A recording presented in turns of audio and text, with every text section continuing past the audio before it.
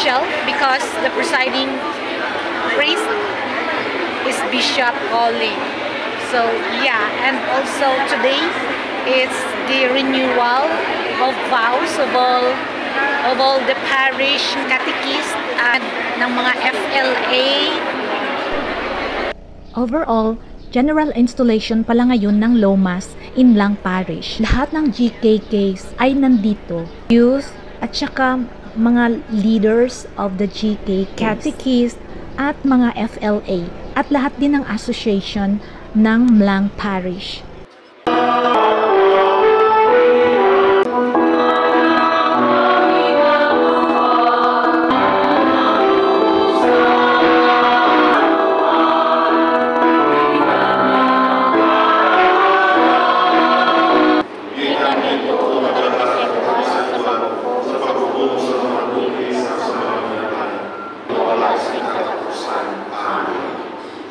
Palihog magbuo ang tanan.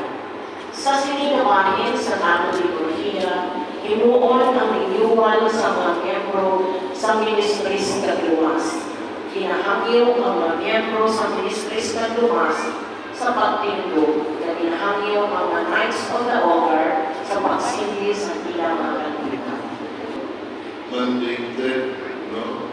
Devotional Association.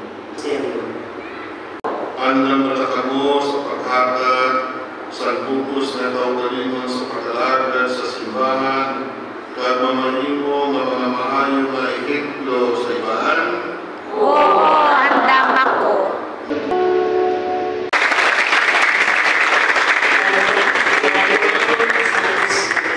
Congratulations sa inyong tanan at hindi nyo makalimutan. You are the hands And feet. and you are the teeth. Marahil na po sa ating Panginoon Jesucristo sa pagtukod sa iyang pinagalian dali sa lupa.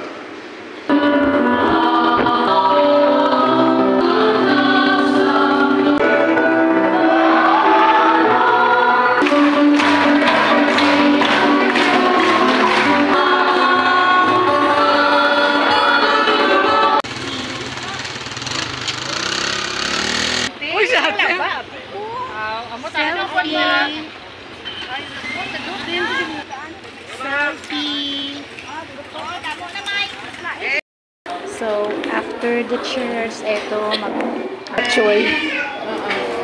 Batchoy, batchoy, batchoy, batchoy, batchoy.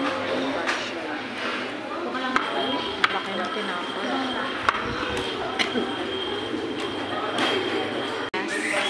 Jokes. O, diba? Sapat.